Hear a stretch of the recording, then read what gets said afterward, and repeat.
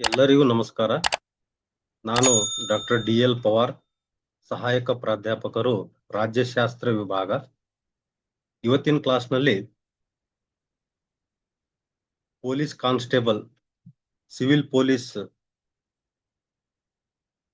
ಈ ಒಂದು ನೇಮಕಾತಿಗೆ ಸಂಬಂಧಪಟ್ಟಂತೆ ಭಾರತದ ಸಂವಿಧಾನ, ವಸ್ತುನಿಷ್ಠ ಮಾದರಿಯ ಸಂಭವನೀಯ ಪ್ರಶ್ನೋತ್ತರಗಳ ಬಗ್ಗೆ ಇವತ್ತಿನ ತರಗತಿಯಲ್ಲಿ ಚರ್ಚೆ ಮಾಡೋಣ. ಅಂದರೆ ಬೇರೆ ಬೇರೆ ಪರೀಕ್ಷೆಗಳಲ್ಲಿ ಕೇಳಲಾದ ಭಾರತದ ಸಂವಿಧಾನದ ಕುರಿತಾದ ಪ್ರಶ್ನೋತ್ತರಗಳ ಬಗ್ಗೆ, ವಸ್ತುನಿಷ್ಠ ಮಾದರಿಯ ಪ್ರಶ್ನೋತ್ತರಗಳ ಬಗ್ಗೆ ಚರ್ಚೆ ಮಾಡೋಣ. ಮೊದಲನೇ ಪ್ರಶ್ನೆ,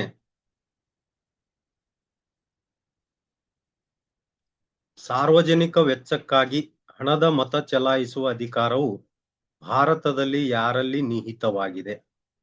ಉತ್ತರ ಲೋಕಸಭೆ. ಸಾರ್ವಜನಿಕ ವೆಚ್ಚಕ್ಕಾಗಿ ಹಣದ ಮತ ಚಲಾಯಿಸುವ ಅಧಿಕಾರವು ಭಾರತದ ಯಾರಲ್ಲಿ ಇದೆ ಅನ್ನೋದು ಲೋಕಸಭೆ. ಎರಡನೇ ಪ್ರಶ್ನೆ, ಲೋಕಸಭೆಯಲ್ಲಿನ ಶೂನ್ಯ ವೇಳೆಯ ಗರಿಷ್ಠ ಅವಧಿ? ಉತ್ತರ ಅನಿರ್ದಿಷ್ಟ ಅವಧಿ. ಲೋಕಸಭೆಯಲ್ಲಿನ ಶೂನ್ಯ ವೇಳೆಯ ಗರಿಷ್ಠ ಅವಧಿ ಅನಿರ್ದಿಷ್ಟ ಅವಧಿ. ಮೂರನೇ ಪ್ರಶ್ನೆ, ರಾಜ್ಯ ನೀತಿಯ ನಿರ್ದೇಶಕ ತತ್ವಗಳು ಬ್ಯಾಂಕ್ಗೆ ಯಾವಾಗ ಬೇಕಾದರೂ ಹಣ ನೀಡಬಹುದೆಂದು ಹೇಳಿದ ಚೆಕ್ಗಳು. ಈ ಮಾತನ್ನು ಹೇಳಿದವರು ಕೆ.ಟಿ. ಶ್ಯಾರ್ ಅವರು. ರಾಜ್ಯ ನೀತಿಯ ನಿರ್ದೇಶಕ ತತ್ವಗಳು ಬ್ಯಾಂಕ್ಗೆ ಯಾವಾಗ ಬೇಕಾದರೂ ಹಣ ನೀಡಬಹುದೆಂದು ಹೇಳಿದ ಚೆಕ್ಗಳು ಎಂದು ಹೇಳಿದವರು ಕೆ.ಟಿ. ಶ್ಯಾರ್ ಅವರು. ನಾಲ್ಕನೇ ಪ್ರಶ್ನೆ, ಭಾರತ ರತ್ನ ಮತ್ತು ಪದ್ಮಶ್ರೀ ಪ್ರಶಸ್ತಿಯನ್ನು ಸಂವಿಧಾನದ ಈ ಅನುಚ್ಛೇದದಡಿಯಲ್ಲಿ ನೀಡಲಾಗುತ್ತದೆ? ಸಂವಿಧಾನದ 18ನೇ ಅನುಚ್ಛೇದದಡಿಯಲ್ಲಿ ಭಾರತ ರತ್ನ ಮತ್ತು ಪದ್ಮಶ್ರೀ ಪ್ರಶಸ್ತಿಯನ್ನು ನೀಡಲಾಗುತ್ತದೆ. ಸಂವಿಧಾನದ 14ನೇ ಅನುಚ್ಛೇದ ಸಮಾನತೆಯ ಹಕ್ಕಿನ ಬಗ್ಗೆ ಮಾಹಿತಿ ಕೊಡುತ್ತದೆ. 25ನೇ ಅನುಚ್ಛೇದ ಧಾರ್ಮಿಕ ಸ್ವಾತಂತ್ರ್ಯದ ಬಗ್ಗೆ ಮಾಹಿತಿಯನ್ನ ಕೊಡುತ್ತದೆ. 5ನೇ ಪ್ರಶ್ನೆ, ಭಾರತದ ಸಂವಿಧಾನದ 10ನೆಯ ಅನುಬಂಧವು ಇದರೊಂದಿಗೆ ವ್ಯವಹರಿಸುತ್ತದೆ? ಉತ್ತರ ಪಕ್ಷಾಂತರ ಕಾರಣಗಳಿಂದ ಅನರ್ಹತೆ ಬಗ್ಗೆ ನಮ್ಮ ಸಂವಿಧಾನದ 10ನೆಯ ಅನುಬಂಧವು ಮಾಹಿತಿಯನ್ನ ನೀಡುತ್ತದೆ. ಅದರಂತೆ ಭಾಷೆಗಳು ಇದರ ಕುರಿತು 8ನೇ ಅನುಸೂಚಿ ನಮಗೆ ಮಾಹಿತಿ ನೀಡುತ್ತದೆ. ಶಪಥ ಗ್ರಹಣದ ನಮೂನೆಗಳು 3ನೇ ಅನುಸೂಚಿ ಮಾಹಿತಿ ನೀಡುತ್ತದೆ. ಅಂದರೆ ಶಪಥ ಗ್ರಹಣದ ನಮೂನೆಗಳು 3ನೇ ಅನುಸೂಚಿ, ರಾಜ್ಯಗಳು 1ನೇ ಅನುಸೂಚಿ ಮಾಹಿತಿಯನ್ನ ನೀಡುತ್ತದೆ. 6ನೇ ಪ್ರಶ್ನೆ, ಯಾವ ಕಾಯ್ದೆಯು ಪಕ್ಷಾಂತರ ಕಾಯ್ದೆ ಎಂದು ಚಿರಪರಿಚಿತ? ಉತ್ತರ 52ನೇ ತಿದ್ದುಪಡಿ. 52ನೇ ತಿದ್ದುಪಡಿ.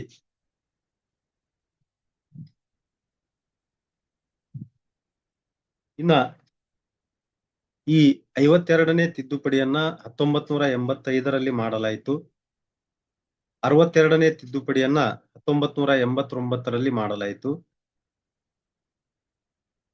ಈ 62ನೇ ತಿದ್ದುಪಡಿ ಎಸ್ಸಿ ಮತ್ತು ಎಸ್ಟಿ 10 ವರ್ಷಗಳವರೆಗೆ ಲೋಕಸಭೆ ಮತ್ತು ರಾಜ್ಯ ವಿಧಾನಸಭೆಗಳಿಗೆ ಮೀಸಲಾತಿಯನ್ನ ಮುಂದುವರಿಕೆ ಬಗ್ಗೆ ಹೇಳುತ್ತದೆ ಅನ್ನೋದು.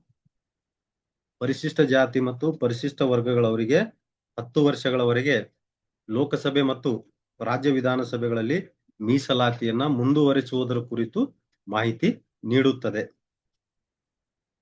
69ನೇ ತಿದ್ದುಪಡಿಯನ್ನ 1992ರಲ್ಲಿ ಮಾಡಲಾಯಿತು. ಇದು ದೆಹಲಿಗೆ ಶಾಸಕಾಂಗ ಮತ್ತು ಮಂತ್ರಿಮಂಡಲ ರಚನೆಗೆ ಅವಕಾಶ ನೀಡಿತು. 69ನೇ ತಿದ್ದುಪಡಿಯನ್ನ ದೆಹಲಿಗೆ ಶಾಸಕಾಂಗ ಮತ್ತು ಮಂತ್ರಿಮಂಡಲ ರಚನೆಗೆ ಅವಕಾಶ ನೀಡಲಾಯಿತು. ವಿಧಾನಸಭೆಯನ್ನ ಹೊಂದಲಿಕ್ಕೆ ಅವಕಾಶವನ್ನ ನೀಡಲಾಯಿತು. ಇದು 52 ಡಬಲ್ ಪ್ರಿಂಟ್, ಇದು ತಪ್ಪಾಗಿದೆ. ಇಲ್ಲಿ 62 ಸರಿಯಾದ ಉತ್ತರ ಇದೆ ಅನ್ನೋದು.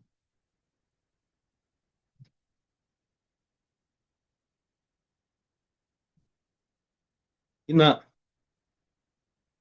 7ನೇ ಪ್ರಶ್ನೆ, ಪಟ್ಟಿ 1 ಮತ್ತು ಪಟ್ಟಿ 2 ಸಂಕೇತಾಧಾರಿತವಾಗಿ ಹೊಂದಿಸಿ.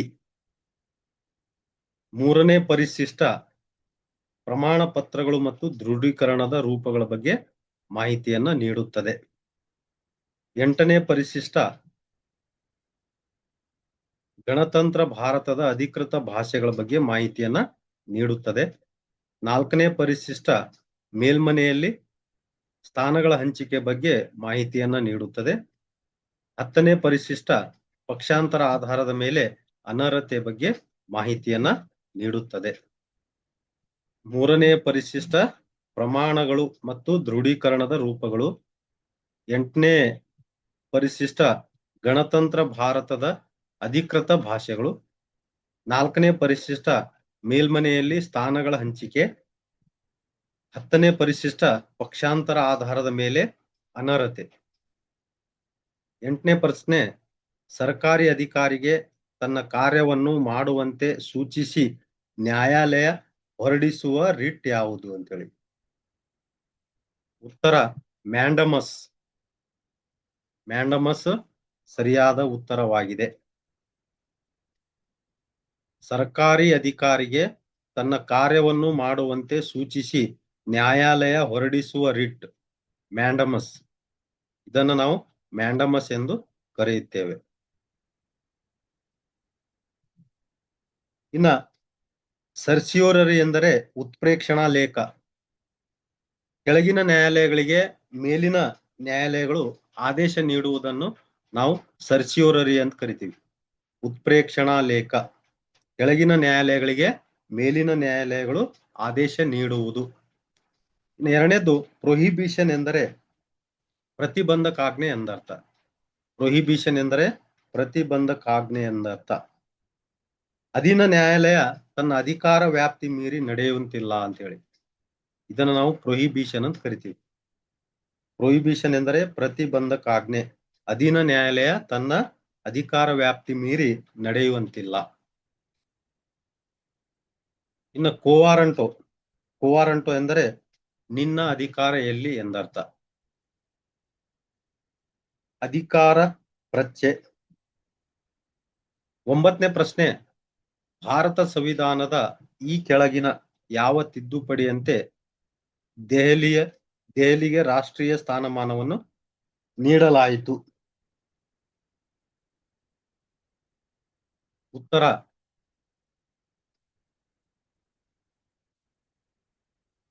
69ನೇ ತಿದ್ದುಪಡಿ. ಭಾರತ ಸಂವಿಧಾನದ ಈ ಕೆಳಗಿನ ಯಾವ ತಿದ್ದುಪಡಿ ಅನ್ವಯ ದೆಹಲಿಗೆ ರಾಷ್ಟ್ರೀಯ ಸ್ಥಾನಮಾನವನ್ನು ನೀಡಲಾಯಿತು? 69ನೇ ತಿದ್ದುಪಡಿ. ಈ 69ನೇ ತಿದ್ದುಪಡಿಯನ್ನ 1992ರಲ್ಲಿ 91ರಲ್ಲಿ ಮಾಡಿ 1992ರಲ್ಲಿ ಅದು ಜಾರಿಯಲ್ಲಿ ಬಂತು. ಇನ್ನು 70ನೇ ತಿದ್ದುಪಡಿ 1992ರಲ್ಲಿ ಮಾಡಲಾಯಿತು. 71ನೇ ತಿದ್ದುಪಡಿ 1992ರಲ್ಲಿ ಮಾಡಲಾಯಿತು. ಇನ್ನು 68ನೇ ತಿದ್ದುಪಡಿ ಇದನ್ನು ಕೂಡ 1991ರಲ್ಲಿ ಮಾಡಲಾಯಿತು. 10ನೇ ಪ್ರಶ್ನೆ, ಭಾರತ ಸಂವಿಧಾನದ ಯಾವ ವಿಧಿ ಅನ್ವಯ ರಾಷ್ಟ್ರಪತಿ ಎಷ್ಟು ಅವಧಿಗೆ ಬೇಕಾದರೂ ಪುನಃ ಆಯ್ಕೆಯಾಗಬಹುದು? 57ನೇ ವಿಧಿ.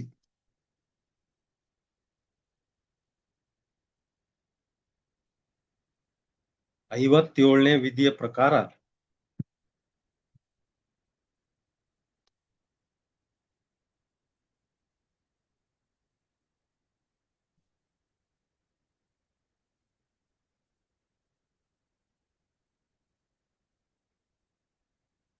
ಭಾರತ ಸಂವಿಧಾನದ ಯಾವ ವಿಧಿ ಅನ್ವಯ ರಾಷ್ಟ್ರಪತಿ ಎಷ್ಟು ಅವಧಿಗೆ ಬೇಕಾದರೂ ಪುನಃ ಆಯ್ಕೆಯಾಗಬಹುದೆಂದು ತಿಳಿಸುವ ವಿಧಿ 57ನೇ ವಿಧಿ. ಇನ್ನ 56ನೇ ವಿಧಿ ರಾಷ್ಟ್ರಪತಿಯವರ ಅಧಿಕಾರಾವಧಿಯ ಬಗ್ಗೆ ಮಾಹಿತಿ ನೀಡುತ್ತದೆ. 58ನೇ ವಿಧಿ ರಾಷ್ಟ್ರಪತಿಯವರ ಚುನಾವಣೆಗಾಗಿ ಅರ್ಹತೆಗಳ ಬಗ್ಗೆ ಮಾಹಿತಿಯನ್ನ ನೀಡುತ್ತದೆ. 59ನೇ ವಿಧಿ ರಾಷ್ಟ್ರಪತಿ ಹುದ್ದೆಯ ಷರತ್ತುಗಳ ಬಗ್ಗೆ ಮಾಹಿತಿಯನ್ನ ನೀಡುತ್ತದೆ. 11ನೇ ಪ್ರಶ್ನೆ,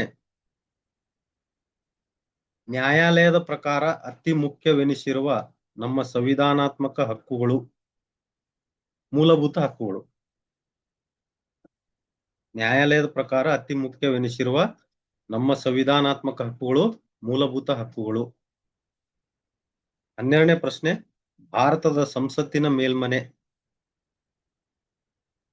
ರಾಜ್ಯಸಭೆ. ಭಾರತದ ಸಂಸತ್ತಿನ ಶಾಸಕಾಂಗದ ಮೇಲ್ಮನೆಯನ್ನು ರಾಜ್ಯಸಭೆ ಎಂದು ಕರೆಯುತ್ತೇವೆ.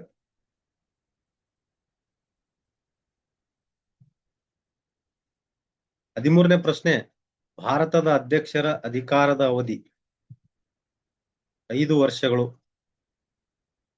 ಭಾರತದ ರಾಷ್ಟ್ರಪತಿಗಳ ಅಧಿಕಾರದ ಅವಧಿ 5 ವರ್ಷಗಳು.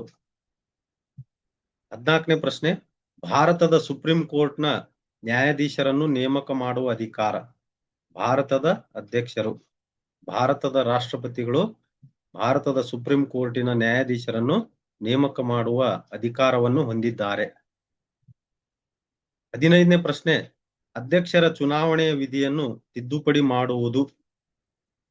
ಎರಡೂ ಸದನಗಳಲ್ಲಿ 2/3 ಬಹುಮತದ ಮೂಲಕ ಅಧ್ಯಕ್ಷರ ಚುನಾವಣೆಯ ವಿಧಿಯನ್ನು ತಿದ್ದುಪಡಿ ಮಾಡಲಾಗುತ್ತದೆ ಅನ್ನೋದು.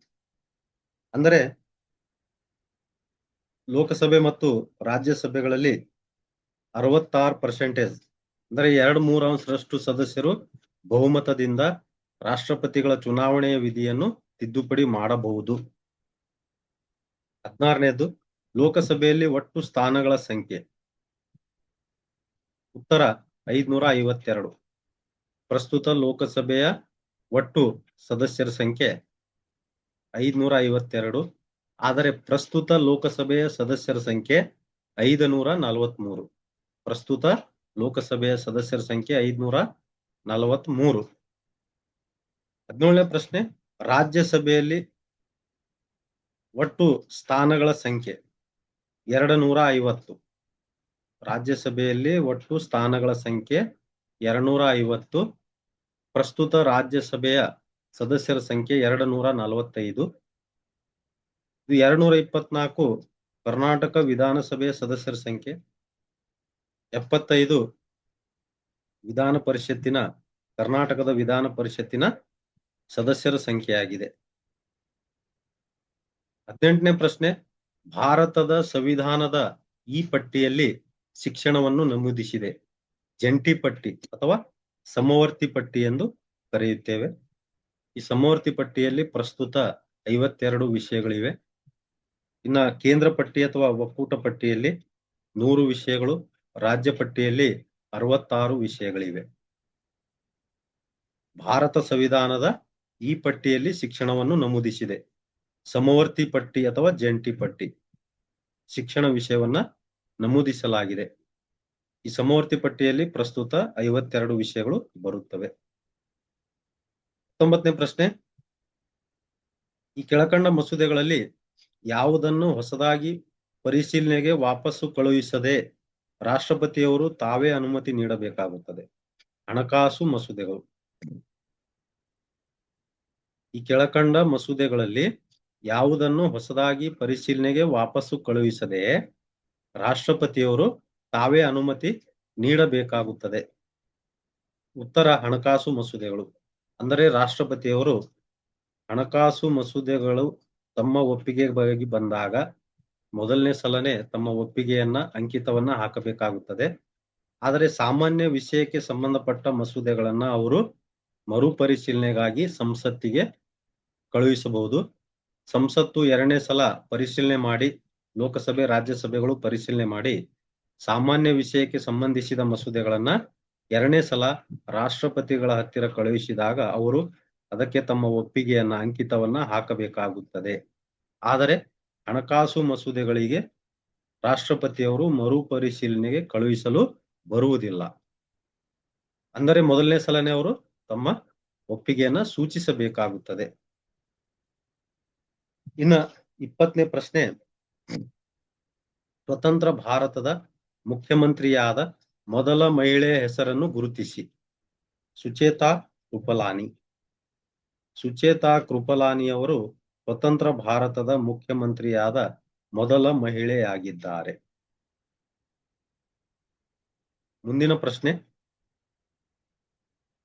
21ನೇ ಪ್ರಶ್ನೆ, ಒಂದು ವಿಷಯದಲ್ಲಿ ಕೆಳಗಿನವರ ಒಪ್ಪಿಗೆ ಬೇಕಾದಾಗ ರಾಜ್ಯಪಾಲರಿಗೆ ಅದರ ಬಗ್ಗೆ ಸುಗ್ರೀವಾಜ್ಞೆ ಹೊರಡಿಸಲು ಬರುವುದಿಲ್ಲ. ರಾಷ್ಟ್ರಪತಿ. ಒಂದು ವಿಷಯದಲ್ಲಿ ಕೆಳಗಿನವರ ಒಪ್ಪಿಗೆ ಬೇಕಾದಾಗ ರಾಜ್ಯಪಾಲರಿಗೆ ಅದರ ಬಗ್ಗೆ ಸುಗ್ರೀವಾಜ್ಞೆ ಹೊರಡಿಸಲು ಬರುವುದಿಲ್ಲ. ಅಂದರೆ ರಾಜ್ಯಪಾಲರು ರಾಷ್ಟ್ರಪತಿಗಳ ಒಪ್ಪಿಗೆಗಾಗಿ ಅಥವಾ ಒಪ್ಪಿಗೆಗೆ ಸಂಬಂಧಪಟ್ಟಂತೆ ಆ ವಿಷಯಕ್ಕೆ ಸಂಬಂಧಪಟ್ಟಂತೆ ಸುಗ್ರೀವಾಜ್ಞೆಯನ್ನ ಹೊರಡಿಸಲಿಕ್ಕೆ ಬರುವುದಿಲ್ಲ. 22ನೇ ಪ್ರಶ್ನೆ, ಕೆಳಗೆ ಕಾಣಿಸಿದ ಸಂದರ್ಭದಲ್ಲಿ ಕೇಂದ್ರವು ರಾಜ್ಯ ಸರ್ಕಾರಕ್ಕೆ ಮೀಸಲಿಟ್ಟ ವಿಷಯಗಳ ಮೇಲೆ ಕಾನೂನು ಪಾಸು ಮಾಡಬಹುದು. ಸಂವಿಧಾನದ ಯಂತ್ರವು ಕುಸಿದು ಬಿದ್ದಾಗ, ಅಂತಾರಾಷ್ಟ್ರೀಯ ಒಪ್ಪಂದಕ್ಕೆ ಅನುಷ್ಠಾನ ಮಾಡಬೇಕಾದಾಗ, ಮೂರನೇದು ರಾಷ್ಟ್ರೀಯ ಹಿತದೃಷ್ಟಿಯಿಂದ. ಈ ಮೂರು ಸಂದರ್ಭಗಳಲ್ಲಿ ಕೇಂದ್ರವು ರಾಜ್ಯ ಸರ್ಕಾರಕ್ಕೆ ಮೀಸಲಿಟ್ಟ ವಿಷಯಗಳ ಮೇಲೆ ಕಾನೂನು ಪಾಸು ಮಾಡುವ ಅಧಿಕಾರವನ್ನ ಹೊಂದಿದೆ. 23ನೇ ಪ್ರಶ್ನೆ, ಪ್ರತಿ 2 ವರ್ಷಕ್ಕೆ ವಿಧಾನ ಪರಿಷತ್ತಿನ ಕೆಳಗಿನಷ್ಟು ಸದಸ್ಯರು ನಿವೃತ್ತಿ ಹೊಂದುತ್ತಾರೆ. ಒಟ್ಟು ಸಂಖ್ಯೆಯ 1/3 ಸದಸ್ಯರು ಪ್ರತಿ 2 ವರ್ಷಕ್ಕೆ ವಿಧಾನ ಪರಿಷತ್ತಿನ ಸದಸ್ಯರು ನಿವೃತ್ತಿ ಹೊಂದುತ್ತಾರೆ. 1/3 ಅಂದರೆ 33%. ಒಟ್ಟು ಸದಸ್ಯರಲ್ಲಿ 33%, ಅಂದ್ರೆ 1/3 ಸದಸ್ಯರು ಪ್ರತಿ 2 ವರ್ಷಕ್ಕೆ ನಿವೃತ್ತಿಯನ್ನ ಹೊಂದುತ್ತಾರೆ. ಮತ್ತೆ ಚುನಾವಣೆ ನಡೆಯುತ್ತೆ, ಮತ್ತೆ ಸದಸ್ಯರ ಆಯ್ಕೆ ಆಗುತ್ತದೆ.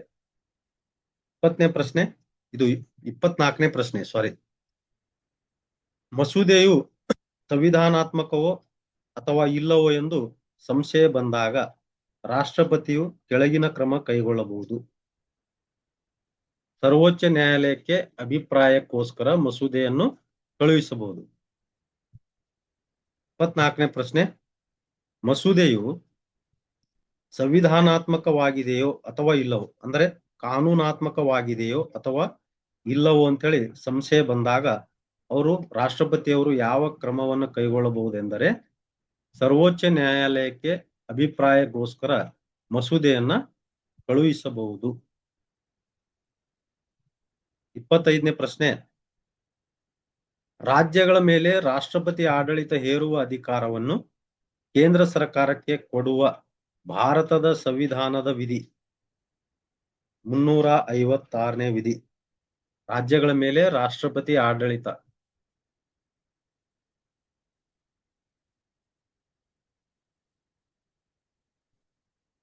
ರಾಜ್ಯಗಳ ಮೇಲೆ ರಾಷ್ಟ್ರಪತಿ ಆಡಳಿತಕ್ಕೆ ಸಂಬಂಧಪಟ್ಟಂತೆ ತಿಳಿಸುವ ಸಂವಿಧಾನ ವಿಧಿ 356. 352ನೇ ವಿಧಿ ರಾಷ್ಟ್ರೀಯ ತುರ್ತು ಪರಿಸ್ಥಿತಿ ಬಗ್ಗೆ ಹೇಳುತ್ತದೆ. 360ನೇ ವಿಧಿ ಹಣಕಾಸು ತುರ್ತು ಪರಿಸ್ಥಿತಿ ಬಗ್ಗೆ ಮಾಹಿತಿಯನ್ನ ಕೊಡುತ್ತದೆ. 26ನೇ ಪ್ರಶ್ನೆ, ಭಾರತ ಸಂವಿಧಾನ ಸಭೆಯ ಅಧ್ಯಕ್ಷರಾಗಿದ್ದವರು ಯಾರು? ಡಾಕ್ಟರ್ ರಾಜೇಂದ್ರ ಪ್ರಸಾದ್. ಡಾಕ್ಟರ್ ರಾಜೇಂದ್ರ ಪ್ರಸಾದ್ ರವರು ಭಾರತ ಸಂವಿಧಾನ ಸಭೆಯ ಅಧ್ಯಕ್ಷರಾಗಿದ್ದರು. 27ನೇ ಪ್ರಶ್ನೆ, ಸಂಸತ್ತಿನ ಯಾವುದೇ ಸದನದ ನಡಾವಳಿಕೆಗಳಲ್ಲಿ ಅಥವಾ ಅದರ ಯಾವುದೇ ಸಮಿತಿಗಳಲ್ಲಿ ಪಾಲ್ಗೊಳ್ಳುವ ಅಧಿಕಾರ ಮುಂದಿನವರಲ್ಲಿ ಯಾರಿಗೆ ಇರುತ್ತದೆ?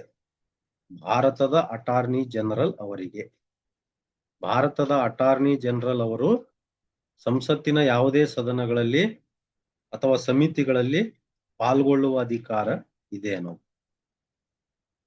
28ನೇ ಪ್ರಶ್ನೆ, ರಾಷ್ಟ್ರಪತಿಯವರು ಜಾರಿಗೆ ತಂದ ಸುಗ್ರೀವಾಜ್ಞೆಯನ್ನು ಸಂಸತ್ತಿನ 2 ಸದನಗಳ ಮುಂದಿಡಬೇಕು ಮತ್ತು ಸಂಸತ್ತು ಪುನಃ ಸಮಾವೇಶಗೊಂಡ 6 ವಾರಗಳ ಮುಗಿದ ನಂತರ ಅದು ಕಾರ್ಯಾಚರಣೆ ಆಗತಕ್ಕದ್ದಲ್ಲ. ರಾಷ್ಟ್ರಪತಿಯವರು ಸುಗ್ರೀವಾಜ್ಞೆಯನ್ನು ರಾಷ್ಟ್ರಪತಿಯವರು ಜಾರಿಗೆ ತಂದ ಸುಗ್ರೀವಾಜ್ಞೆಯನ್ನು ಸಂಸತ್ತಿನ 2 ಸದನಗಳ ಮುಂದಿಡಬೇಕು. ಆಗ ಸಂಸತ್ತು 6 ವಾರಗಳ ಒಳಗೆ ಅದಕ್ಕ ಒಪ್ಪಿಗೆ ಕೊಡಬೇಕು. 6 ತಿಂಗಳ ನಂತರ ಅದು ಕಾರ್ಯಾಚರಣೆಯಲ್ಲಿ ಬರಲ್ಲ ನಾವು. 29ನೇ ಪ್ರಶ್ನೆ, ರಾಜ್ಯದ ರಾಜ್ಯಪಾಲರು ಒಂದು ಮಸೂದೆಯನ್ನು ಯಾವ ಸಂದರ್ಭದಲ್ಲಿ ರಾಷ್ಟ್ರಪತಿಯವರ ಪರಿಶೀಲನೆಗಾಗಿ ಕಾಯ್ದಿಡಬಹುದು? ತಮ್ಮ ವಿವೇಚನೆಯ ಮೇರೆಗೆ. ರಾಜ್ಯದ ರಾಜ್ಯಪಾಲರು ಒಂದು ಮಸೂದೆಯನ್ನು ಯಾವ ಸಂದರ್ಭದಲ್ಲಿ ರಾಷ್ಟ್ರಪತಿಯವರ ಪರಿಶೀಲನೆಗಾಗಿ ಕಾಯ್ದಿಡಬಹುದು? ತಮ್ಮ ಸ್ವಬುದ್ಧಿವಂತಿಕೆಯ ಆಧಾರದ ಮೇಲೆ ಅಥವಾ ವಿವೇಚನೆಯ ಮೇರೆಗೆ.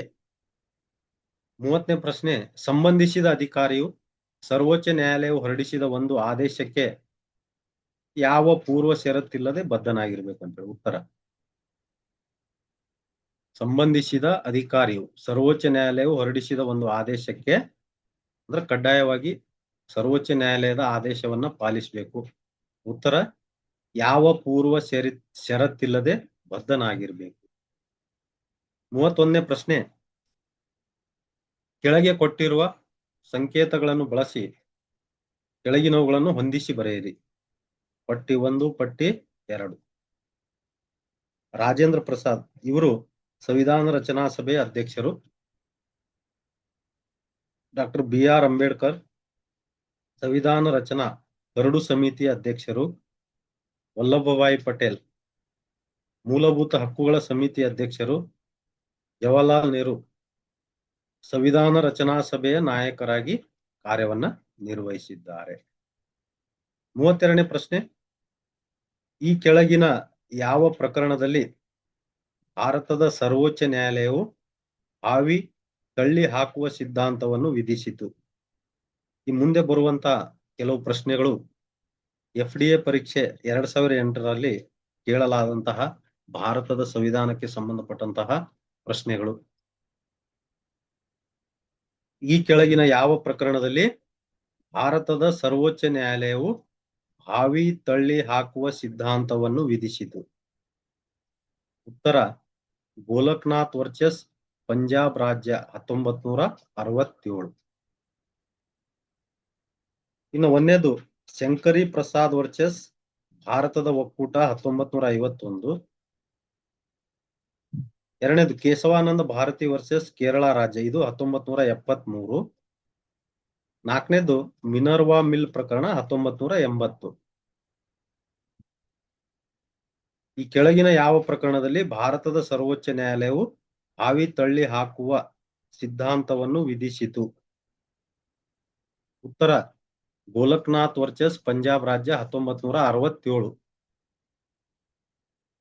33ನೇ ಪ್ರಶ್ನೆ, ಭಾರತದ ಸಂವಿಧಾನದ ಯಾವ ಅನುಚ್ಛೇದದಂತೆ ವಿತ್ತ ಆಯೋಗವನ್ನು ಸ್ಥಾಪಿಸಲಾಯಿತು?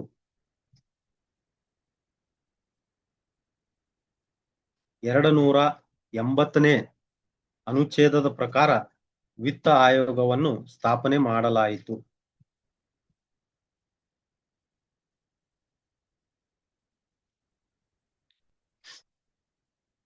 ಭಾರತ ಸಂವಿಧಾನದ ಯಾವ ಅನುಚ್ಛೇದದಂತೆ ಹಣಕಾಸು ಆಯೋಗವನ್ನು ವಿತ್ತ ಆಯೋಗವನ್ನು ಸ್ಥಾಪಿಸಲಾಯಿತು? 280ನೇ ಅನುಚ್ಛೇದ. ಇನ್ನ 281ನೇ ಅನುಚ್ಛೇದವು ಹಣಕಾಸು ಆಯೋಗದ ಶಿಫಾರಸುಗಳ ಬಗ್ಗೆ ಮಾಹಿತಿ ಕೊಡುತ್ತದೆ. 282ನೇ ಅನುಚ್ಛೇದವು ಕೇಂದ್ರ ಅಥವಾ ರಾಜ್ಯವು ಸಾರ್ವಜನಿಕ ಕಾರ್ಯಗಳಿಗೆ ನೀಡುವ ಅನುದಾನದ ಬಗ್ಗೆ ಮಾಹಿತಿ ನೀಡುತ್ತದೆ. ಇನ್ನ 279ನೇ ಅನುಚ್ಛೇದವು ನಿವ್ವಳ ಉತ್ಪತ್ತಿಗಳ ಲೆಕ್ಕಾಚಾರಗಳ ಬಗ್ಗೆ ಮಾಹಿತಿ ನೀಡುತ್ತದೆ. ಭಾರತದ ಸಂವಿಧಾನದ ಯಾವ ಅನುಚ್ಛೇದದಂತೆ ವಿತ್ತ ಆಯೋಗವನ್ನು ಸ್ಥಾಪಿಸಲಾಯಿತು? ಹಣಕಾಸು ಆಯೋಗವನ್ನು 280ನೇ ಅನುಚ್ಛೇದದ ಪ್ರಕಾರ. 281ನೇ ಅನುಚ್ಛೇದ ಹಣಕಾಸು ಆಯೋಗದ ಶಿಫಾರಸುಗಳ ಬಗ್ಗೆ ಮಾಹಿತಿ ನೀಡುತ್ತದೆ. 282ನೇ ಅನುಚ್ಛೇದವು ಕೇಂದ್ರ ಅಥವಾ ರಾಜ್ಯವು ಸಾರ್ವಜನಿಕ ಕಾರ್ಯಗಳಿಗೆ ನೀಡುವ ಅನುದಾನದ ಬಗ್ಗೆ ಮಾಹಿತಿ ನೀಡುತ್ತದೆ. 279ನೇ ಅನುಚ್ಛೇದ ನಿವ್ವಳ ಉತ್ಪತ್ತಿಗಳ ಲೆಕ್ಕಾಚಾರಗಳ ಬಗ್ಗೆ ಮಾಹಿತಿ ನೀಡುತ್ತದೆ. 34ನೇ ಪ್ರಶ್ನೆ, ಎಷ್ಟನೇ ತಿದ್ದುಪಡಿ ಕಾಯ್ದೆಯು ಶಿಕ್ಷಣದ ಹಕ್ಕನ್ನು ಭಾರತದ ಸಂವಿಧಾನದಲ್ಲಿ ಅಳವಡಿಸಿತು? 86ನೇ ತಿದ್ದುಪಡಿ. ಈ 86ನೇ ತಿದ್ದುಪಡಿ 2002ರಲ್ಲಿ ನಡೆಯಿತು.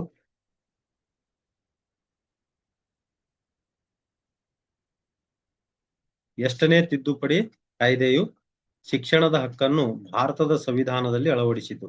86ನೇ ತಿದ್ದುಪಡಿ 2002ರಲ್ಲಿ ನಡೆಯಿತು. ಇನ್ನ 85ನೇ ತಿದ್ದುಪಡಿ 2001ರಲ್ಲಿ, 88ನೇ ತಿದ್ದುಪಡಿ 2003, 87ನೇ ತಿದ್ದುಪಡಿ 2003ರಲ್ಲಿ ನಡೆಯಿತು. 35ನೇ ಪ್ರಶ್ನೆ, ಸಂವಿಧಾನವು 19(1)ಡಿ ವಿಧಿಯು ಖಾತರುಪಡಿಸುವ ಸ್ವಾತಂತ್ರ್ಯ, ದೇಶದಾದ್ಯಂತ ಸಂಚರಿಸುವ ಸ್ವಾತಂತ್ರ್ಯ. ನಮ್ಮ ಸಂವಿಧಾನದ 19ನೇ ವಿಧಿ ಸ್ವಾತಂತ್ರ್ಯಗಳ ಬಗ್ಗೆ ಮಾಹಿತಿ ನೀಡುತ್ತದೆ. 19(1)ಡಿ ವಿಧಿಯು ದೇಶದಾದ್ಯಂತ ಸಂಚರಿಸುವ ಸ್ವಾತಂತ್ರ್ಯದ ಬಗ್ಗೆ ಮಾಹಿತಿ ನೀಡುತ್ತದೆ. 36ನೇ ಪ್ರಶ್ನೆ, ಭಾರತದ ಪ್ರಸ್ತುತ 23ನೇ ಕಾನೂನು ಆಯೋಗದ ಅಧ್ಯಕ್ಷರು. ಪ್ರಸ್ತುತ 23ನೇ ಕಾನೂನು ಆಯೋಗವು 2026ರಲ್ಲಿ ಕಾರ್ಯನಿರ್ವಹಿಸ್ತಾ ಇದೆ. ಇದರ ಅಧ್ಯಕ್ಷರು ದಿನೇಶ್ ಮಹೇಶ್ವರಿ. ಪ್ರಸ್ತುತ 23ನೇ ಕಾನೂನು ಆಯೋಗದ ಅಧ್ಯಕ್ಷರು ದಿನೇಶ್ ಮಹೇಶ್ವರಿ. 37ನೇ ಪ್ರಶ್ನೆ, ಭಾರತ ಸಂವಿಧಾನದಲ್ಲಿ ಮೂಲಭೂತ ಹಕ್ಕುಗಳನ್ನು ನೀಡಿರುವುದು 12ರಿಂದ 35ರವರೆಗಿನ ವಿಧಿಗಳು. ನಮ್ಮ ಸಂವಿಧಾನದ ಭಾಗ 3ರಲ್ಲಿನ 12ರಿಂದ 35ರವರೆಗಿನ ವಿಧಿಗಳು ಮೂಲಭೂತ ಹಕ್ಕುಗಳ ಬಗ್ಗೆ, ಪ್ರಸ್ತುತ 6 ಪ್ರಕಾರದ ಮೂಲಭೂತ ಹಕ್ಕುಗಳ ಬಗ್ಗೆ ಮಾಹಿತಿಯನ್ನ ನೀಡುತ್ತವೆ. 38ನೇ ಪ್ರಶ್ನೆ, ತಪ್ಪು ಬಂಧನದ ಸಂದರ್ಭದಲ್ಲಿ ಈ ಕೆಳಗಿನ ಯಾವ ರಿಟ್ ಅಥವಾ ಆಜ್ಞೆಯನ್ನು ಹೊರಡಿಸಲಾಗುತ್ತದೆ? ಬಂದಿ ಪ್ರತ್ಯಕ್ಷೀಕರಣ, ಹೇಬಿಯಸ್ ಕಾರ್ಪಸ್. ಬಂದಿ ಪ್ರತ್ಯಕ್ಷೀಕರಣ, ಹೇಬಿಯಸ್ ಕಾರ್ಪಸ್.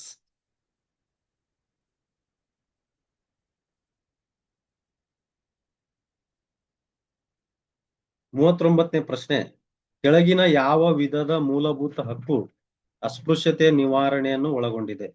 ಸಮಾನತೆ ಹಕ್ಕು.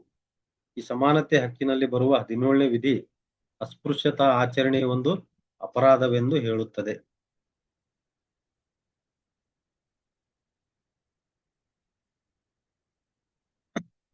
40ನೇ ಪ್ರಶ್ನೆ, ಮೂಲಭೂತ ಹಕ್ಕುಗಳನ್ನು ಜಾರಿಗೆ ತರುವಂತೆ ಬಲವಂತ ಮಾಡಲು ರಿಟ್ ಅಥವಾ ಆಜ್ಞೆಯನ್ನು ಇವರು ಹೊರಡಿಸುತ್ತಾರೆ: ಸರ್ವೋಚ್ಚ ನ್ಯಾಯಾಲಯ ಮತ್ತು ಉಚ್ಚ ನ್ಯಾಯಾಲಯ.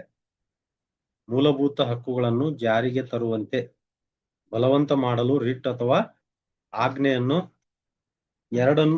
ಸಂವಿಧಾನದ 32ನೇ ವಿಧಿಯ ಪ್ರಕಾರ ಸರ್ವೋಚ್ಚ ನ್ಯಾಯಾಲಯ, ಸಂವಿಧಾನದ 226ನೇ ವಿಧಿಯ ಪ್ರಕಾರ ಉಚ್ಚ ನ್ಯಾಯಾಲಯ ಈ ಒಂದು ಆದೇಶವನ್ನ ಅಥವಾ ರಿಟ್ ಅನ್ನ ಆಜ್ಞೆಯನ್ನ ಹೊರಡಿಸುತ್ತವೆ. 41ನೇ ಪ್ರಶ್ನೆ, ಭಾರತದ ರಾಷ್ಟ್ರಪತಿಯವರು ಆರಿಸಲ್ಪಡುವುದು ಕೇಂದ್ರದ ಸಂಸತ್ತಿನ 2 ಸದನದ ಚುನಾಯಿತ ಸದಸ್ಯರು ಮತ್ತು ರಾಜ್ಯ ವಿಧಾನಸಭೆಗಳ ಚುನಾಯಿತ ಸದಸ್ಯರಿಂದ. ಸಂಸತ್ತಿನ ಚುನಾಯಿತ ಸದಸ್ಯರು, ರಾಜ್ಯಗಳ ವಿಧಾನಸಭೆಗಳ ಚುನಾಯಿತ ಸದಸ್ಯರಿಂದ. ಇವರೆಲ್ಲರನ್ನ ಸೇರಿಸಿ ನಾವು ಚುನಾವಣಾ ಕಾಲೇಜು ಎಂದು ಕರೆಯುತ್ತೇವೆ. 42ನೇ ಪ್ರಶ್ನೆ, ಭಾರತದ ಉಪರಾಷ್ಟ್ರಪತಿಯಾಗಲು ಈ ಕೆಳಗಿನ ಯಾವ ಅರ್ಹತೆ ಅವಶ್ಯಕವಲ್ಲ? ಪ್ರಸ್ತುತ ರಾಜ್ಯಸಭೆ ಸದಸ್ಯನಾಗಿರಬೇಕು. ಈ ಒಂದು ಅರ್ಹತೆ ಒಬ್ಬ ವ್ಯಕ್ತಿ ಭಾರತದ ಉಪರಾಷ್ಟ್ರಪತಿ ಆಗ್ಲಿಕ್ಕೆ ಬೇಕಾಗಿಲ್ಲ ನಾವು. ಆದರೆ ಅವರು ಭಾರತದ ಪ್ರಜೆಯಾಗಿರ್ಬೇಕು, 35 ವರ್ಷ ವಯಸ್ಸಾಗಿರ್ಬೇಕು, ರಾಜ್ಯಸಭೆಯ ಸದಸ್ಯನಾಗಬೇಕಾದ ಅರ್ಹತೆ ಹೊಂದಿರಬೇಕು ಅನ್ನೋದು. ಇವು 3 ಉಪರಾಷ್ಟ್ರಪತಿ ಆಗಲು ಇರಬೇಕಾದ ಅರ್ಹತೆಗಳು. ಆದರೆ ಅವಶ್ಯಕವಲ್ಲದ ಅರ್ಹತೆ ಅಂದ್ರೆ ಪ್ರಸ್ತುತ ರಾಜ್ಯಸಭೆಯ ಸದಸ್ಯನಾಗಿರಬೇಕು ಅನ್ನೋದು. 43ನೇ ಪ್ರಶ್ನೆ, ಈ ಅನುಚ್ಛೇದಕ್ಕನುಗುಣವಾಗಿ ಮುಂಗಡ ಪತ್ರ ತಯಾರಿಸಲಾಗುತ್ತದೆ.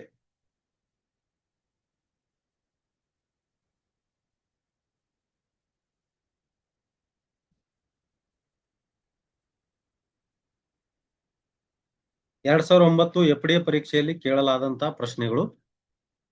ಈ ಅನುಚ್ಛೇದಗನುಗುಣವಾಗಿ ಮುಂಗಡ ಪತ್ರ ತಯಾರಿಸಲಾಗುತ್ತದೆ. ಸಂವಿಧಾನದ 112ನೇ ವಿಧಿಗನುಗುಣವಾಗಿ ಸಂವಿಧಾನದ 112ನೇ ವಿಧಿಗನುಗುಣವಾಗಿ ಮುಂಗಡ ಪತ್ರವನ್ನ ಅಥವಾ ಬಜೆಟ್ ಅನ್ನ ತಯಾರಿಸಲಾಗುತ್ತದೆ. ಸಂವಿಧಾನದ 280ನೇ ವಿಧಿಗನುಗುಣವಾಗಿ ಹಣಕಾಸು ಆಯೋಗ, ಸಂವಿಧಾನದ 336ನೇ ವಿಧಿಗನುಗುಣವಾಗಿ ಕೆಲವು ಸೇವೆಗಳಲ್ಲಿ ಆಂಗ್ಲೋ ಇಂಡಿಯನ್ ಸಮುದಾಯಕ್ಕೆ ಇರುವ ವಿಶೇಷ ನಿಯಮಗಳ ಬಗ್ಗೆ ತಿಳಿಸುತ್ತದೆ. ಸಂವಿಧಾನದ 110ನೇ ವಿಧಿ ಹಣಕಾಸು ಮಸೂದೆಗಳ ವ್ಯಾಖ್ಯೆಗಳ ಬಗ್ಗೆ ಅರ್ಥೈಸುವುದರ ಬಗ್ಗೆ ಹೇಳುತ್ತದೆ. 44ನೇ ಪ್ರಶ್ನೆ, ಪ್ರಸ್ತುತ 16ನೇ ಹಣಕಾಸು ಆಯೋಗದ ಮುಖ್ಯಸ್ಥರು 2026-27ರಿಂದ 2030-31 ಅವಧಿಯವರೆಗೆ ಇರುವ ಪ್ರಸ್ತುತ 16ನೇ ಹಣಕಾಸು ಆಯೋಗದ ಮುಖ್ಯಸ್ಥರು ಡಾಕ್ಟರ್ ಅರವಿಂದ್ ಪನಗರಿಯಾ. ಪ್ರಸ್ತುತ 16ನೇ ಹಣಕಾಸು ಆಯೋಗದ ಮುಖ್ಯಸ್ಥರು ಡಾಕ್ಟರ್ ಅರವಿಂದ್ ಪನಗರಿಯಾ. 45ನೇ ಪ್ರಶ್ನೆ, ಸಮಾಜವಾದ, ಜಾತ್ಯತೀತತೆ, ಏಕತೆ ಮತ್ತು ರಾಷ್ಟ್ರೀಯತೆ ಈ ಪದಗಳನ್ನು ಸಂವಿಧಾನದ ಈ ತಿದ್ದುಪಡಿಯ ಮೂಲಕ ಸೇರಿಸಲಾಯಿತು. 42ನೇ ತಿದ್ದುಪಡಿ 1976ರಲ್ಲಿ ಸಂವಿಧಾನಕ್ಕೆ 42ನೇ ತಿದ್ದುಪಡಿ ತರುವುದರ ಮೂಲಕ ಸಮಾಜವಾದ, ಜಾತ್ಯತೀತತೆ, ಏಕತೆ ಮತ್ತು ರಾಷ್ಟ್ರೀಯತೆ ಈ ಪದಗಳನ್ನು ಸಂವಿಧಾನದ ಪೂರ್ವ ಪೀಠಿಕೆಗೆ ಸೇರಿಸಲಾಯಿತು. ಇನ್ನು 44ನೇ ತಿದ್ದುಪಡಿ 1978, 52ನೇ ತಿದ್ದುಪಡಿ 1985. 46ನೇ ಪ್ರಶ್ನೆ, ಈ ಕೆಳಗಿನವುಗಳಲ್ಲಿಯ ಯಾವ ಮೂಲಭೂತ ಹಕ್ಕನ್ನು ಸ್ಥಗಿತಗೊಳಿಸಲಾಯಿತು? ಆಸ್ತಿಯ ಹಕ್ಕನ್ನು. ಆಸ್ತಿಯ ಹಕ್ಕನ್ನು 1978ರಲ್ಲಿ ಸಂವಿಧಾನಕ್ಕೆ 44ನೇ ತಿದ್ದುಪಡಿ ತರುವುದರ ಮೂಲಕ ಈ ಆಸ್ತಿ ಹಕ್ಕನ್ನ ಮೂಲಭೂತ ಹಕ್ಕುಗಳ ಪಟ್ಟಿಯಿಂದ ತೆಗೆದು ಹಾಕಲಾಯಿತು ಅನ್ನೋದು. 47ನೇ ಪ್ರಶ್ನೆ, ಹಳೆ ಮೈಸೂರು ರಾಜ್ಯದ ಪ್ರಥಮ ಮುಖ್ಯಮಂತ್ರಿ ಆಗಿದ್ದವರು ಕೆ.ಸಿ. ರೆಡ್ಡಿ. 48ನೇ ಪ್ರಶ್ನೆ, ಇದು 2009 FDA ಪರೀಕ್ಷೆಯಲ್ಲಿ ಕೇಳಲಾದಂತಹ ಪ್ರಶ್ನೆಗಳು. ರಾಜ್ಯ ಮತ್ತು ಕೇಂದ್ರ ಸೂಚಿಗಳೆರಡರಲ್ಲಿಯೂ ನಿರೂಪಿಸಲಾಗಿರುವ ಒಂದು ಬಾಬ್ತಿಗೆ ಸಂಬಂಧಿಸಿದಂತೆ ಕೇಂದ್ರ ಕಾನೂನು ಹಾಗೂ ರಾಜ್ಯದ ಕಾನೂನುಗಳ ನಡುವೆ ಘರ್ಷಣೆ ಉಂಟಾದಾಗ ಕೇಂದ್ರ ಕಾನೂನೇ ಮೇಲುಗೈ ಆಗುತ್ತದೆ. ರಾಜ್ಯ ಮತ್ತು ಕೇಂದ್ರ ಪಟ್ಟಿಗಳಲ್ಲಿ ಸೂಚಿಸಿರುವ ವಿಷಯಗಳಿಗೆ ಸಂಬಂಧಪಟ್ಟಂತೆ ಒಂದೇ ಸಮಯದಲ್ಲಿ ಕೇಂದ್ರ ಮತ್ತು ರಾಜ್ಯ ಸರ್ಕಾರಗಳು ಕಾನೂನು ರೂಪಿಸಿದಾಗ ಅಥವಾ ಘರ್ಷಣೆ ಉಂಟಾದಾಗ ಕೇಂದ್ರ ಸರ್ಕಾರ ಅಂದುಕೊಂಡಂತೆ ಕಾನೂನು ಜಾರಿಯಲ್ಲಿ ಬರುತ್ತದೆ. 49ನೇ ಪ್ರಶ್ನೆ, ಈ ಕೆಳಗಿನ ಯಾರು ಲೆಕ್ಕಪತ್ರಗಳಿಗೆ ಸಂಬಂಧಿಸಿದ್ದಾರೆ ಮತ್ತು ಅವರನ್ನು ಭಾರತ ಸರ್ಕಾರದ ಸಾರ್ವಜನಿಕ ಹಣದ ಪಾಲಕರೆಂದು ಕರೆಯಲಾಗುತ್ತದೆ? ಭಾರತದ ನಿಯಂತ್ರಕರು ಮತ್ತು ಮಹಾಲೇಖಾಪಾಲಕರು. ಈ ಕೆಳಗಿನ ಯಾರು ಲೆಕ್ಕಪತ್ರಗಳಿಗೆ ಸಂಬಂಧಿಸಿದ್ದಾರೆ ಮತ್ತು ಅವರನ್ನು ಭಾರತ ಸರ್ಕಾರದ ಸಾರ್ವಜನಿಕ ಹಣದ ಪಾಲಕರೆಂದು ಕರೆಯಲಾಗುತ್ತದೆ? ಭಾರತದ ನಿಯಂತ್ರಕರು ಮತ್ತು ಮಹಾಲೇಖಾಪಾಲಕರು.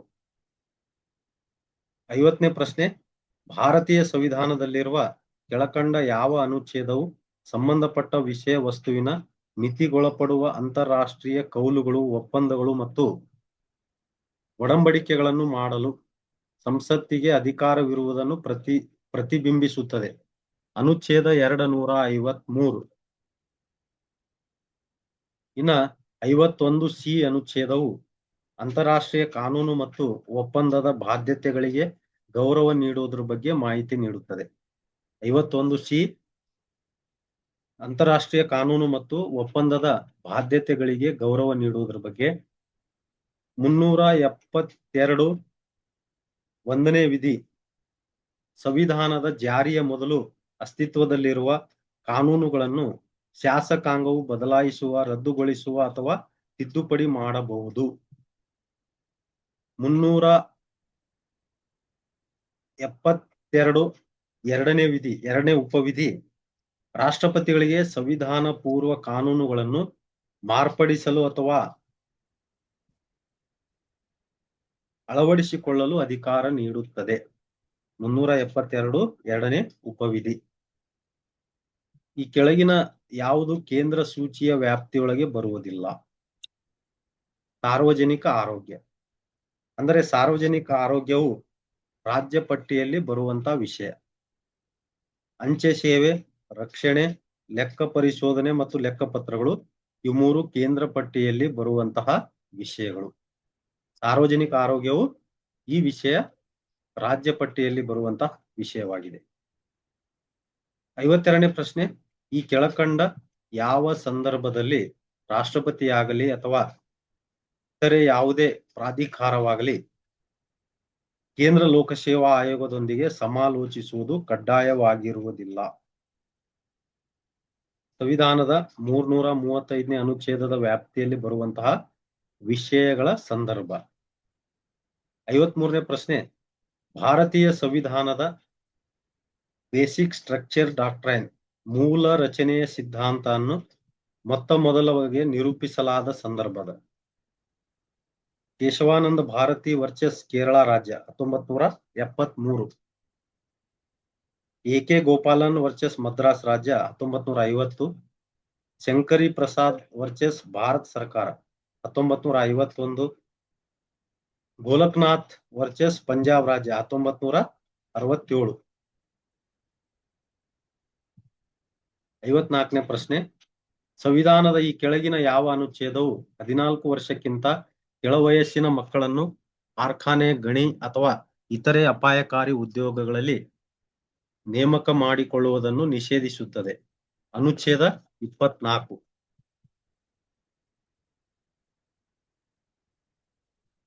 21A ಅನುಚ್ಛೇದವು 6ರಿಂದ 14 ವರ್ಷ ಒಳಗಿನ ಮಕ್ಕಳಿಗೆ ಉಚಿತ ಮತ್ತು ಕಡ್ಡಾಯ ಶಿಕ್ಷಣ ನೀಡುವುದರ ಬಗ್ಗೆ ಮಾಹಿತಿ ನೀಡುತ್ತದೆ. 45ನೇ ಅನುಚ್ಛೇದ ಮಕ್ಕಳಿಗೆ ಉಚಿತ ಮತ್ತು ಕಡ್ಡಾಯ ಶಿಕ್ಷಣದ ಬಗ್ಗೆ ಮಾಹಿತಿ ನೀಡುತ್ತದೆ. 23ನೇ ಅನುಚ್ಛೇದವು ಮಾನವ ದೇಹದ ಮೇಲಿನ ದೌರ್ಜನ್ಯ ಮತ್ತು ಒತ್ತಾಯದ ದುಡಿಮೆಯ ನಿಷೇಧದ ಬಗ್ಗೆ ಮಾಹಿತಿ ನೀಡುತ್ತದೆ. ಅನುಚ್ಛೇದ 21A 6ರಿಂದ 14 ವರ್ಷದೊಳಗಿನ ಮಕ್ಕಳಿಗೆ ಉಚಿತ ಮತ್ತು ಕಡ್ಡಾಯ ಶಿಕ್ಷಣವನ್ನು ಮೂಲಭೂತ ಹಕ್ಕು ಎಂದು ಹೇಳುತ್ತದೆ. 45ನೇ ಅನುಚ್ಛೇದ ವಿಧಿ ಮಕ್ಕಳಿಗೆ ಉಚಿತ ಮತ್ತು ಕಡ್ಡಾಯ ಶಿಕ್ಷಣದ ಬಗ್ಗೆ. ಅನುಚ್ಛೇದ 23 ಮಾನವ ದೇಹದ ಮೇಲಿನ ದೌರ್ಜನ್ಯ ಮತ್ತು ಒತ್ತಾಯದ ದುಡಿಮೆ ನಿಷೇಧದ ಬಗ್ಗೆ ಹೇಳುತ್ತದೆ. ಈ ಕೆಳಗಿನ ಯಾವುದು ಭಾರತದ ಸಂವಿಧಾನಿಕ ಪ್ರಾಧಿಕಾರವಲ್ಲ? ಯೋಜನಾ ಅಥವಾ ನೀತಿ ಆಯೋಗ. ಮೊದಲು ಯೋಜನಾ ಆಯೋಗ, ಈಗ ನೀತಿ ಆಯೋಗ. ಇದು ಭಾರತದ ಸಾಂವಿಧಾನಿಕ ಪ್ರಾಧಿಕಾರವಲ್ಲ. ಪಟ್ಟಿ 1 ಮತ್ತು ಪಟ್ಟಿ 2 ಸರಿ ಹೊಂದಿಸಿ ಕೆಳಗೆ ಕೊಟ್ಟಿರುವ ಉತ್ತರಗಳಿಂದ ಸರಿ ಉತ್ತರವನ್ನು ಆಯ್ಕೆ ಮಾಡಿ. ಪಟ್ಟಿ 1 ಸಂವಿಧಾನ, ಪಟ್ಟಿ 2 ಅವಕಾಶ. ರಾಜ್ಯ ನೀತಿ ನಿರ್ದೇಶಕ ತತ್ವಗಳು ಏಕರೂಪ ನಾಗರಿಕ ಸಂಹಿತೆ. ಬಿ ಮೂಲಭೂತ ಹಕ್ಕುಗಳು ಅಸ್ಪೃಶ್ಯತೆ ನಿರ್ಮೂಲನೆ. ಸಿ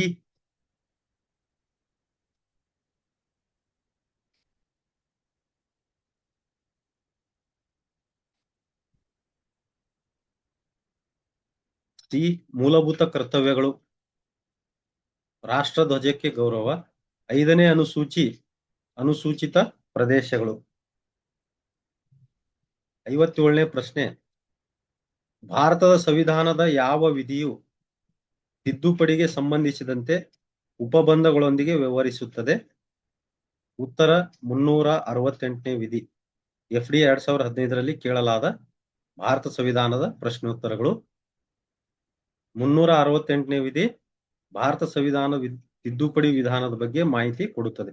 3 ವಿಧಾನಗಳ ಮೂಲಕ ನಮ್ಮ ಸಂವಿಧಾನವನ್ನು ತಿದ್ದುಪಡಿ ಮಾಡಲಾಗುತ್ತದೆ. 250ನೇ ವಿಧಿ ರಾಜ್ಯ ಪಟ್ಟಿಯಲ್ಲಿರುವ ವಿಷಯಗಳ ಮೇಲೆ ತುರ್ತು ಪರಿಸ್ಥಿತಿ ಜಾರಿಯಲ್ಲಿದ್ದಾಗ ಕಾನೂನು ರಚಿಸುವ ಸಂಸತ್ತಿನ ಅಧಿಕಾರದ ಬಗ್ಗೆ ಮಾಹಿತಿ ಕೊಡುತ್ತದೆ. 250ನೇ ವಿಧಿ ರಾಜ್ಯ ಪಟ್ಟಿಯಲ್ಲಿರುವ ವಿಷಯಗಳ ಮೇಲೆ ತುರ್ತು ಪರಿಸ್ಥಿತಿ ಜಾರಿಯಲ್ಲಿದ್ದಾಗ ಕಾನೂನು ರಚಿಸುವ ಸಂಸತ್ತಿನ ಅಧಿಕಾರದ ಬಗ್ಗೆ ಮಾಹಿತಿ ನೀಡುತ್ತದೆ. 352ನೇ ವಿಧಿ ರಾಷ್ಟ್ರೀಯ ತುರ್ತು ಪರಿಸ್ಥಿತಿ ಬಗ್ಗೆ ಮಾಹಿತಿ ನೀಡುತ್ತದೆ. 74ನೇ ವಿಧಿ ರಾಷ್ಟ್ರಪತಿಯವರಿಗೆ ಸಲಹೆ ನೀಡಲು ಇರುವ ಮಂತ್ರಿಮಂಡಲದ ಬಗ್ಗೆ ಮಾಹಿತಿ ನೀಡುತ್ತದೆ. 58ನೇ ಪ್ರಶ್ನೆ ನಮ್ಮ ಸಂವಿಧಾನದ 2ನೇ ಭಾಗದ 5ರಿಂದ 11ನೇ ವಿಧಿಗಳು ಡ್ಯಾಶ್ ಡ್ಯಾಶ್ಗೆ ಸಂಬಂಧಿಸಿವೆ. ನಾಗರಿಕತ್ವಕ್ಕೆ ಸಂಬಂಧಿಸಿದ ತತ್ವಗಳು ಮತ್ತು ನಿಯಮಗಳಿಗೆ ಸಂಬಂಧಿಸಿವೆ ಅನ್ನೋದು. ನಮ್ಮ ಸಂವಿಧಾನದ ಭಾಗ 2 5ರಿಂದ 11ನೇ ವಿಧಿಗಳು ಯಾವ ವಿಷಯದ ಬಗ್ಗೆ ಮಾಹಿತಿ ಕೊಡುತ್ತವೆ ಅಂದ್ರೆ ನಾಗರಿಕತ್ವಕ್ಕೆ ಸಂಬಂಧಿಸಿದ ತತ್ವಗಳು ಮತ್ತು ನಿಯಮಗಳು. 59ನೇ ಪ್ರಶ್ನೆ ಕೈಗಾರಿಕೆಗಳಲ್ಲಿ ಕಾರ್ಮಿಕರಿಗೆ ವ್ಯವಸ್ಥಾಪಕ ಮಂಡಳಿಯಲ್ಲಿ ಪಾಲ್ಗೊಳ್ಳುವ ಅವಕಾಶವನ್ನು ಈ ಕೆಳಗಿನ ಯಾವುದರಲ್ಲಿ ಕಾಣಬಹುದು? ನಿರ್ದೇಶಕ ತತ್ವಗಳು. ಹಣಕಾಸು ಮಸೂದೆ ಮಂಡನೆಗೆ ಸಂಬಂಧಿಸಿದಂತೆ ಕೆಳಗಿನ ಹೇಳಿಕೆಗಳಲ್ಲಿ ಯಾವುದು ಸರಿ? ಅದನ್ನು ಲೋಕಸಭೆಯಲ್ಲಿ ಮಾತ್ರ ಮಂಡಿಸಬಹುದು.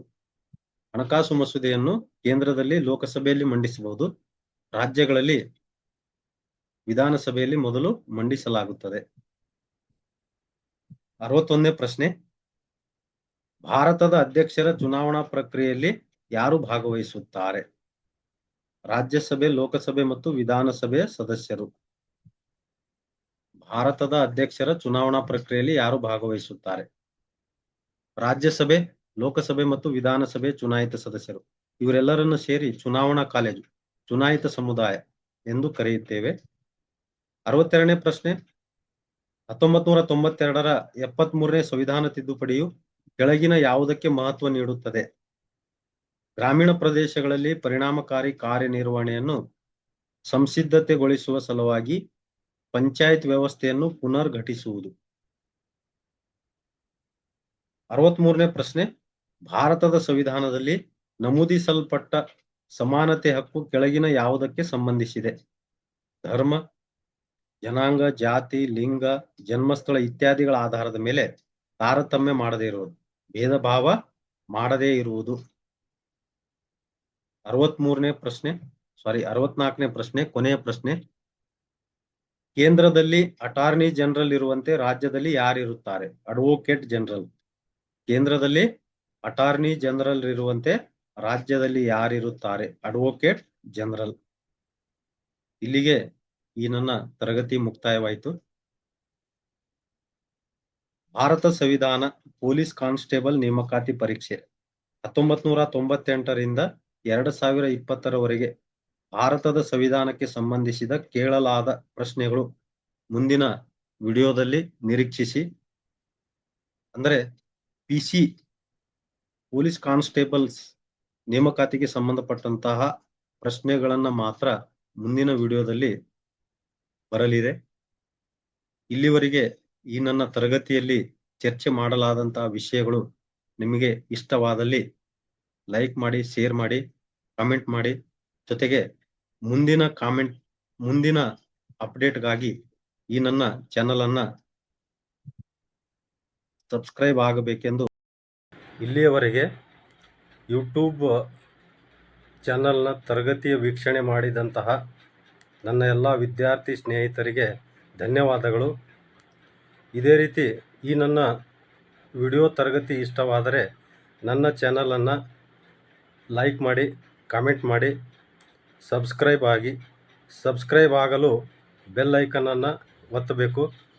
ನೀವು ಬೆಲ್ ಐಕನ್ ಒತ್ತಿದ ಮೇಲೆ ಮತ್ತೆ ನನ್ನ ಮುಂದೆ ಬರುವ ನನ್ನ ವಿಡಿಯೋಗಳನ್ನು ಮೊದಲು ನೀವು ಪಡೀಲಿಕ್ಕೆ ಸಹಾಯವಾಗುತ್ತದೆ.